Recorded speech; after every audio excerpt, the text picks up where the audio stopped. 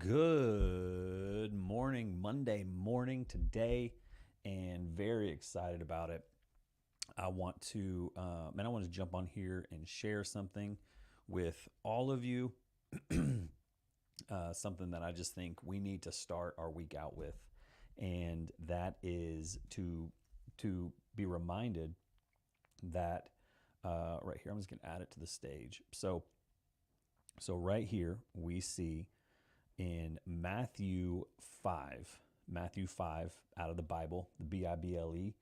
I just felt like I needed to share this with the world today, because all the world is on here at, 9:15 in the morning. 9:15 in the morning, Central Standard Time. Not sure where you're watching from. If you're on here live, man, it'd be cool if you said hello. If you're not on here live, then you're going to catch the replay. But let me share something with you. And if you're on here, say hello. I would love to see who you are. We got people watching on Facebook. We got people watching on YouTube. We got people watching on Instagram. It's so good to see you. Good morning, digital content creator, coming to me on Instagram. So good to see y'all. Let's see here. How is this looking on the? It's looking good. It's looking good. Looking quality. I'm trying to up my quality game.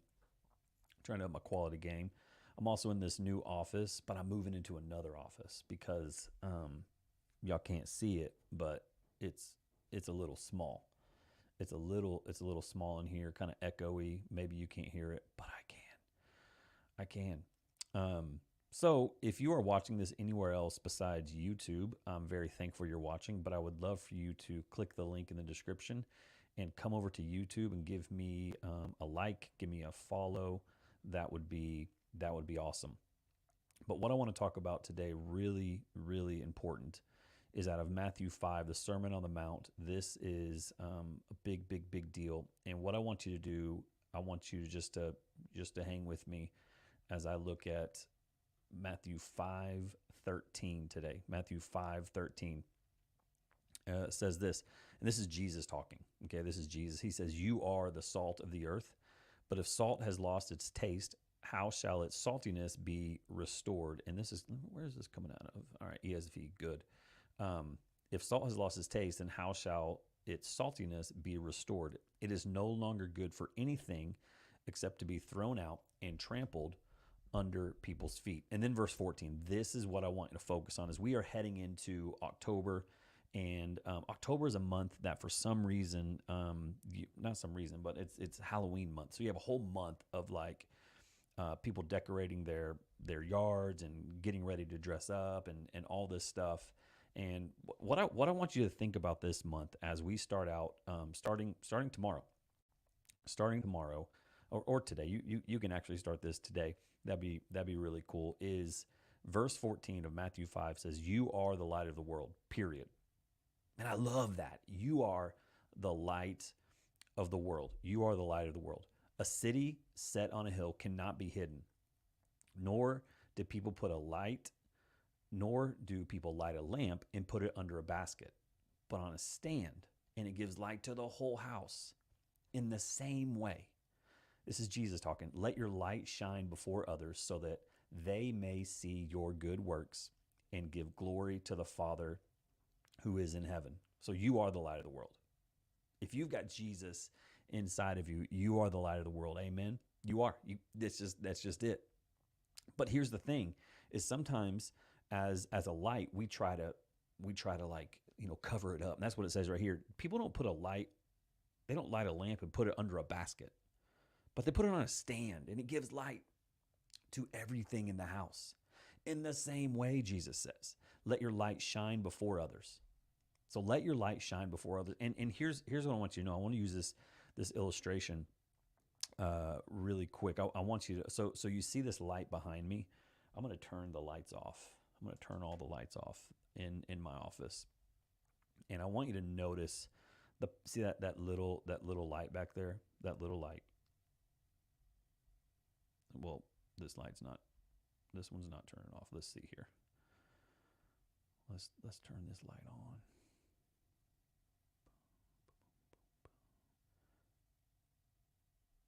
I'm going to turn this off.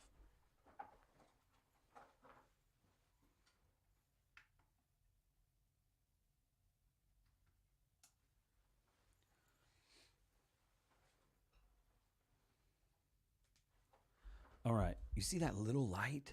You see that little light back there?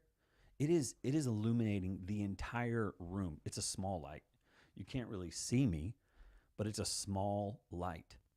And I want you to understand the power that you have inside of you. Jesus says you are the light of the world. And notice how somehow it's getting stronger in here. You are the light of the world. A city set on a hill cannot be hidden. It can't be hidden.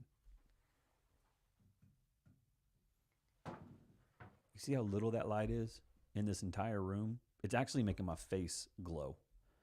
Well, if I turn down my computer screen, here we go. Turn down my computer screen. There it is. And this world is dark. I mean, this world is dark. So let me show you this. Now it's totally dark in here. The only thing that's glowing is my face, and that is coming from my computer screen. Let me just turn it off. So right now, this is the world. This is the darkness around the world. There's a little light every now and then. There's little things happening. But Jesus says that we are the light of the world.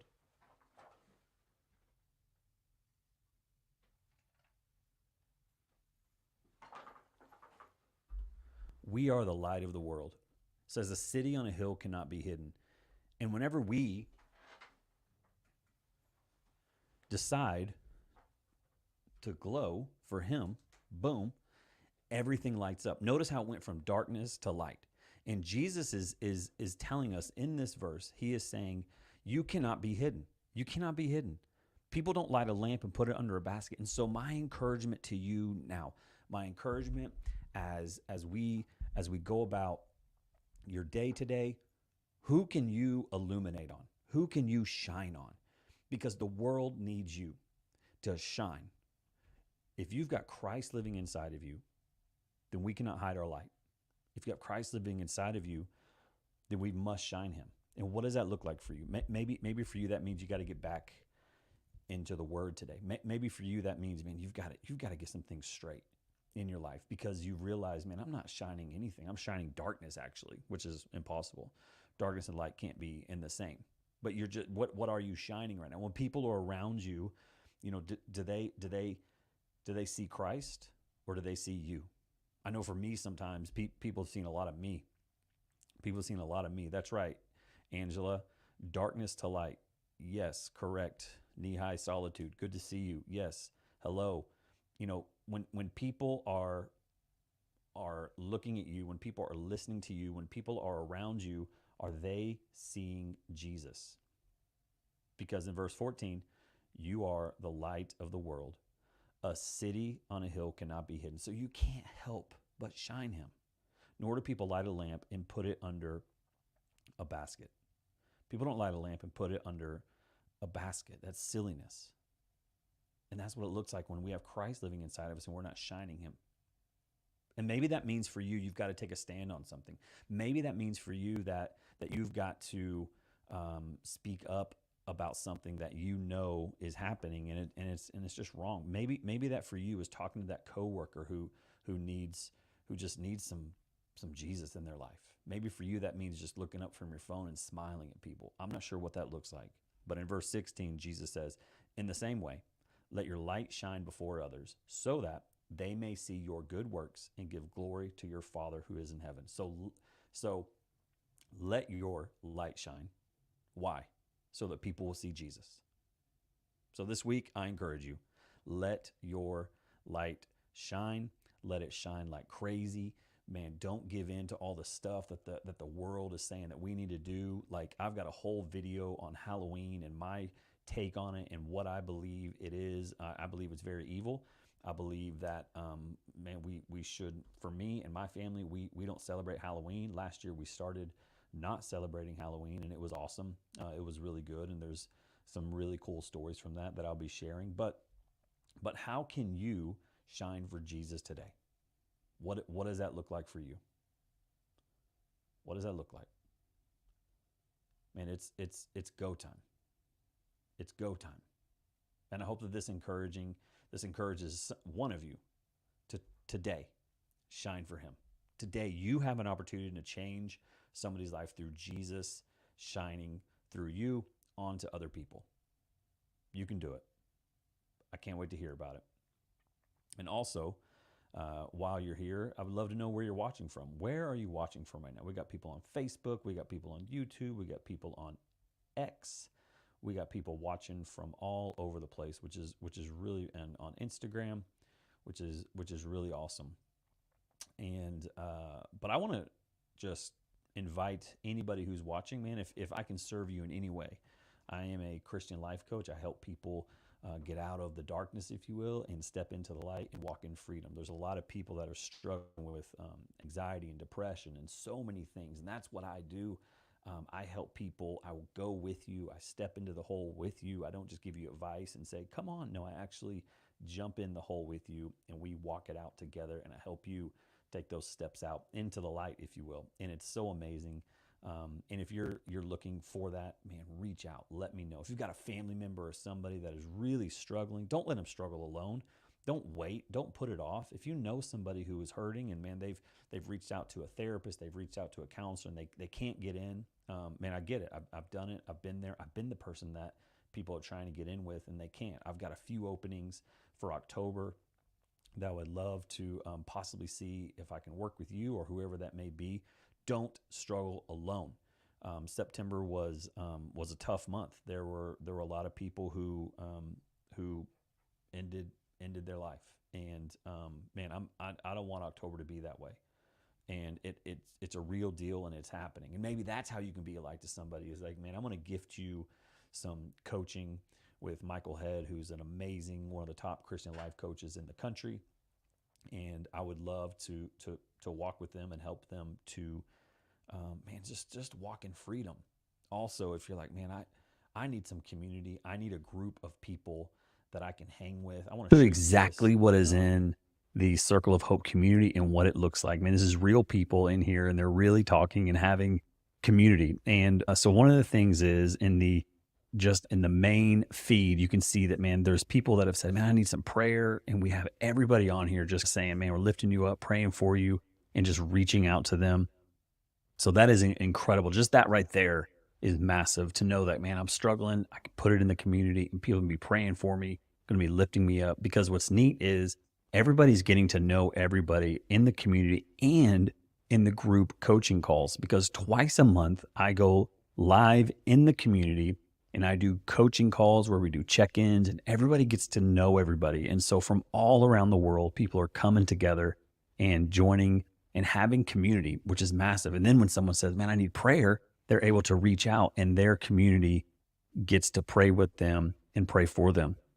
There's also in here is the classroom. So we have the start here. So you'll go right here whenever you get in, and here's exactly what this looks like. And then we have also my course that I've created called Crushing Limiting Beliefs.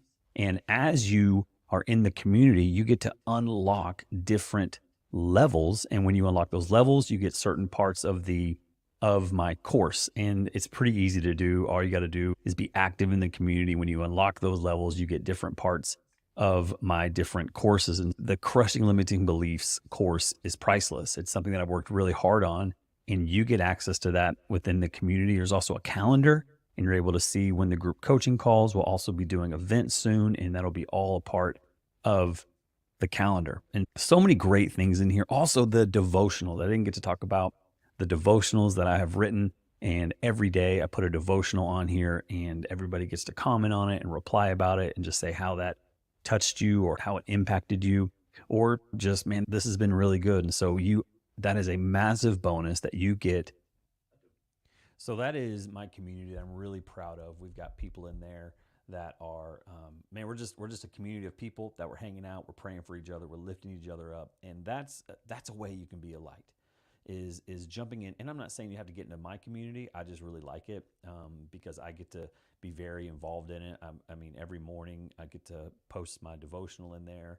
I'm getting this Thursday. We do our group coaching session, which is so fun. And if that's something you're interested in, I put a link in the description, put a link in the chat, and would love if you're watching on YouTube right now, if you could just give a heart, give a like, give a thumbs up, that would be awesome. Would love to know where you're watching from, what your name is. Let's have a conversation this morning. If you're jumping on late, I just gave a little devotional on being a light in darkness, and because this month, the month of October that's coming up, man, it's just kind of a gross month. Like it's just kind of gross. And Jesus says in Matthew 5:14, you are the light of the world. You are. How cool is that? Like, Jesus says, you are the light of the world. Man, that is incredible. That is incredible. And what do you think about that? Do you agree with that? Do you think, man, that's just some bull? I mean, what are your thoughts on you being the light of the world? Okay, I see that. I don't believe it, you said. Okay, I hear you. That's I appreciate your honesty.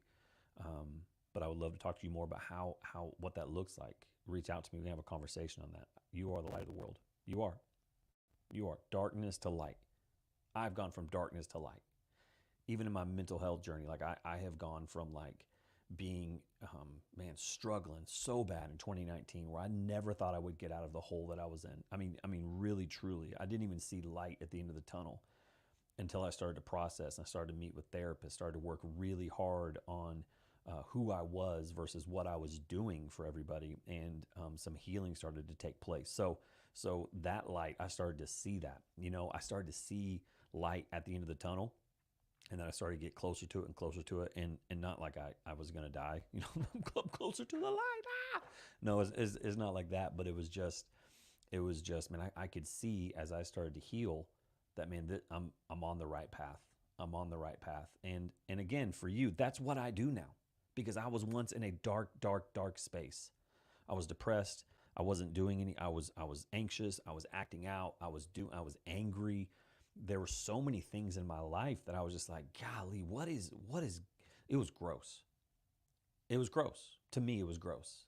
And now the cool thing is I am able to help people get out of that, get out of the mud, get out of the grossness, if you will, that they're struggling in, and to start walking in freedom. And it is the coolest thing ever. I love it. And if I can help you or a family member to be able to get unstuck, reach out now. And so, yeah, that's what we got today. Thank you so much for being on here. I just wanted to jump on and encourage you about being the light. And I hope you have a great rest of your week.